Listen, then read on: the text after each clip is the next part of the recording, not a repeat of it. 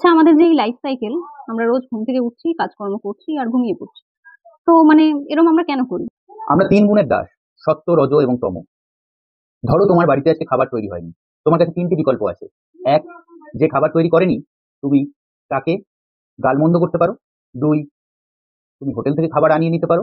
আর তিন, তুমি যে খাবার তৈরি করেনি তাকে হেল্প করে রান্নাঘরে গিয়ে খাবার তৈরি করতে পারো।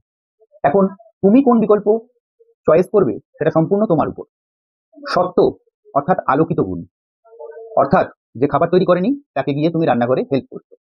রজ অর্থাৎ কর্মোদ্যমী গুণ, যে গুণের বসে তুমি হোটেল থেকে খাবার আনিয়ে নিয়ে খাচ্ছ। আর 3 নম্বর তম, অন্ধকারময় গুণ। এই গুণের বসে তুমি যে খাবার তৈরি করেনি তাকে গালমন্দ করছো। আমরা যখন সকালবেলা ঘুম থেকে উঠি তখন আমাদের মধ্যে সত্য গুণ প্রচন্ড বেশি থাকে।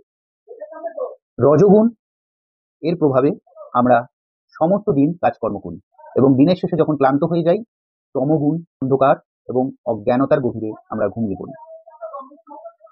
তো এখন তুমি তোমার জীবনে কোন গুণকে বেশি প্রাধান্য দেবে সেটি সম্পূর্ণ তোমার উপর।